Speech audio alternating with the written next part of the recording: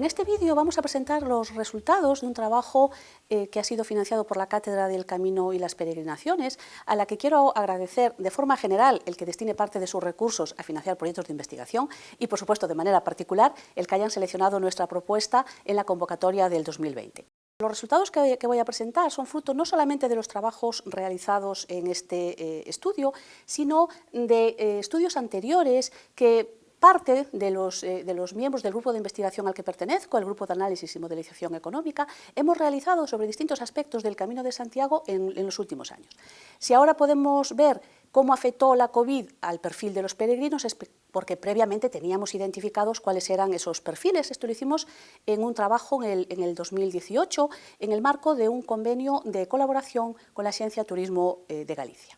Antes de presentar cuáles son los resultados sobre el cambio en el perfil, me gustaría hacer un par de comentarios sobre qué es el perfil, porque yo creo que esto nos va a ayudar a entender la relevancia de hacer este tipo de estudios y la motivación para hacer este trabajo.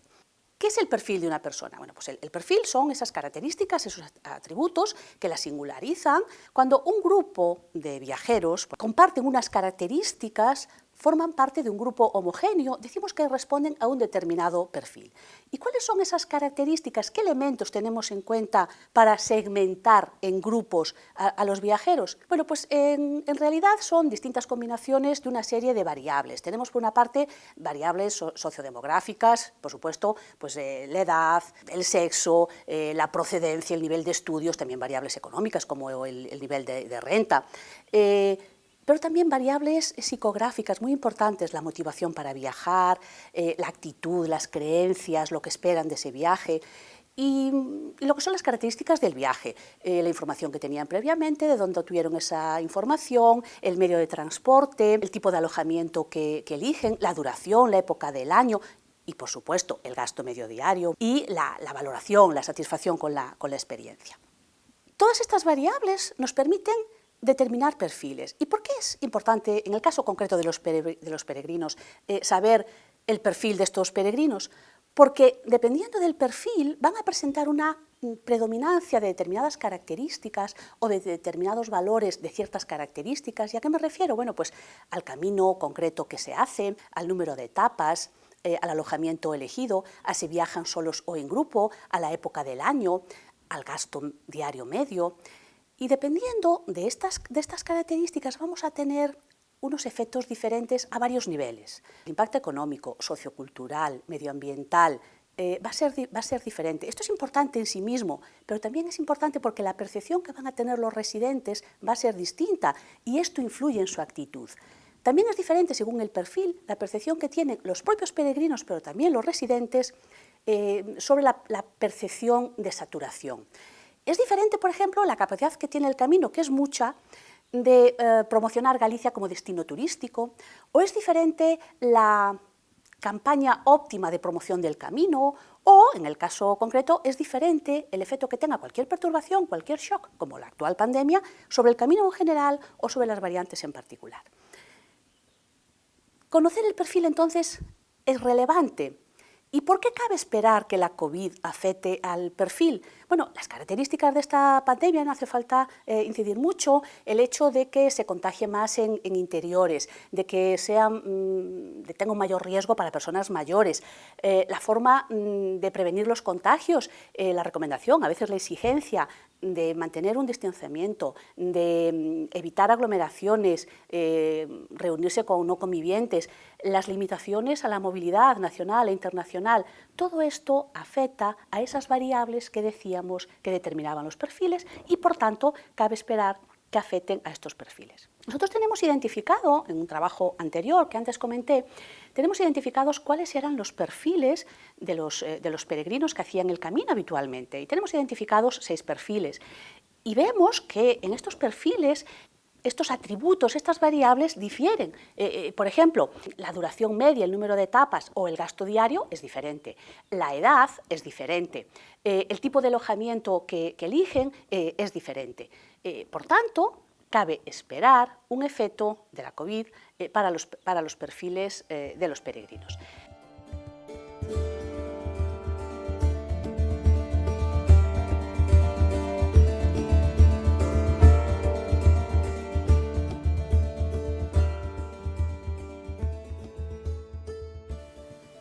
Bueno, pues todos estos aspectos son los que se estudian en este trabajo y que de alguna manera podemos sintetizar en lo que son los objetivos del estudio.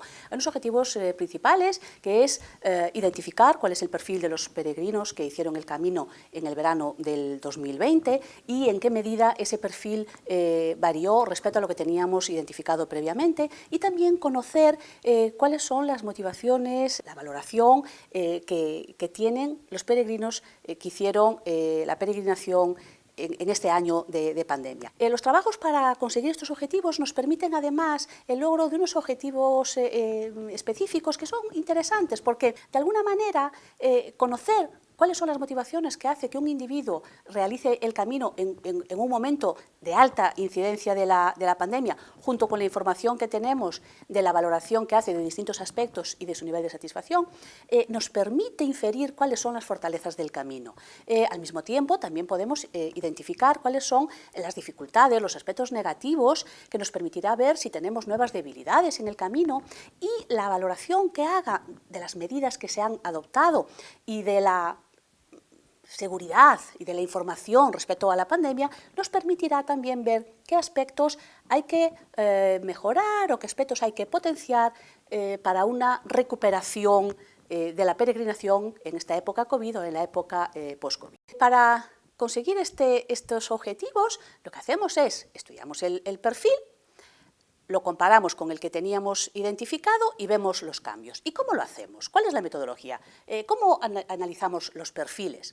Evidentemente, como he comentado antes, si lo que necesitamos es tener información sobre muchas variables, sobre muchas características de los peregrinos, la manera de obtenerla es preguntárselo.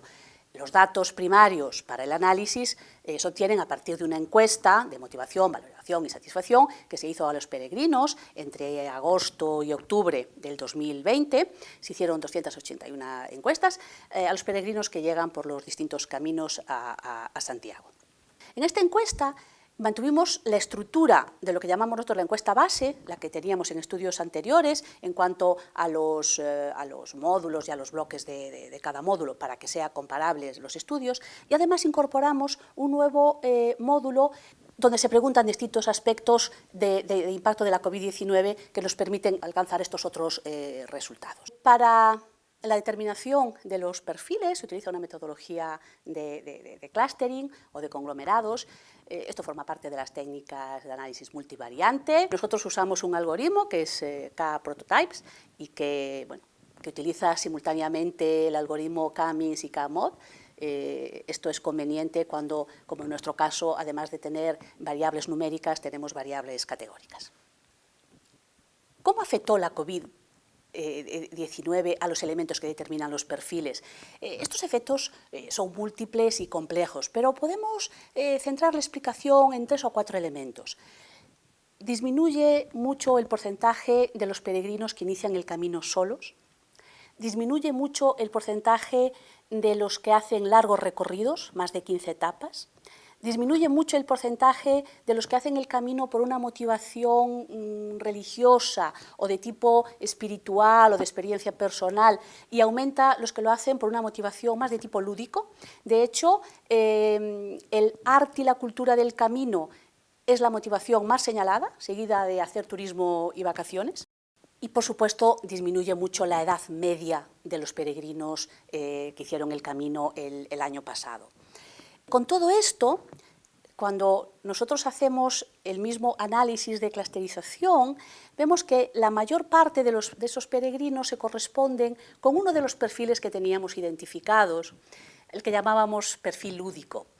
Con todo, óptimamente el proceso nos lleva a que no hay la suficiente homogeneidad como para tener un grupo solo, sino que tenemos 2 subgrupos, 2 agrupamientos, que por asociación con los perfiles que ya teníamos, a uno le hemos llamado moderno lúdico y a otro le hemos llamado lúdico joven, pero que estos 2 agrupamientos se diferencian en 3 o 4 variables. Por ejemplo, el sexo. Uno de los perfiles está mucho más feminizado, también la edad. El otro perfil es mucho más joven. El motivo, no la motivación para hacer el camino, que también en uno la motivación es más arte y cultura, en el grupo 2, mientras que en el 1 es más el hacer turismo y vacaciones, pero se diferencian en el motivo para elegir una variante concreta del camino. En la agrupación 1 el motivo es que consideran que es menos frecuentado, que va a haber menos gente. Sin embargo, en el grupo 2, en este grupo más joven, es sobre todo la información que obtienen de redes sociales. El que se han informado en redes sociales y el que consideran que es más tradicional, eso es lo que les lleva a elegir un camino.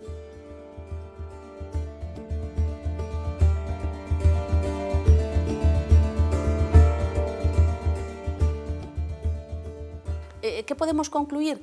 Que a lo largo del 2020 se perdió una gran parte de la diversidad de peregrinos que había en el camino. Cabe esperar que la recuperación del flujo de peregrinos recupere parte de estos perfiles o perfiles nuevos, esto habrá que estudiarlo. Respecto al resto de resultados, muy brevemente, planteábamos 10 aspectos sobre los cuales los peregrinos podían haber cambiado su decisión como consecuencia de la pandemia. Mayoritariamente contestan que lo que han cambiado es la forma de relacionarse con otros peregrinos. También, en menor medida, pero también el alojamiento elegido, y algo que llama la atención, 1 de cada 4 no hubiese hecho el camino el año pasado de no ser por la pandemia.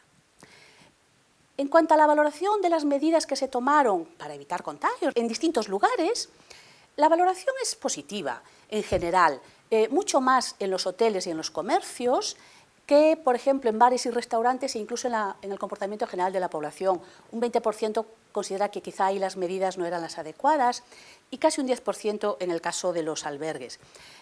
Prácticamente no hay respuesta en el caso de distintos recursos de ocio, se ve que seguramente no estaban ni disponibles. Con respecto a la valoración de la información sobre cómo actuar o qué hacer si surgía cualquier dificultad en relación con la pandemia durante el camino, los resultados son dispares. Si bien un 47% considera que la información era buena o muy buena, un 27% considera que era mala. Esto hay que tenerlo en cuenta. Esto no influye en que se sintiesen más o menos seguros. De hecho, muy mayoritariamente, un 77% de los peregrinos consideran que el nivel de seguridad sanitaria que ellos percibieron era alto o muy alto, y lo que es aún más relevante, únicamente un 4% consideran que era bajo. Con todo esto, cabe esperar que la recuperación, en cuanto las circunstancias lo permitan, va a ser rápida, y ya la recuperación ya lo está siendo, sobre todo porque el nivel de satisfacción sigue siendo muy alto. El 95% de los peregrinos recomiendan hacer el camino, de los que lo hicieron el año pasado recomendarían hacer el camino. Casi la mitad consideran que su nivel de satisfacción con la experiencia de peregrinación fue mayor o mucho mayor de lo que esperaban, únicamente para un 9% fue menor, y lo que es más importante, los que repetían la experiencia, que eran muchas, un 60% ya habían hecho el camino previamente y tenían elementos de comparación con la época pre-COVID, para esto solamente el 19% valoró que la experiencia, su satisfacción había sido menor de lo que ellos esperaban, que seguramente sería lo que habían vivido en el pasado.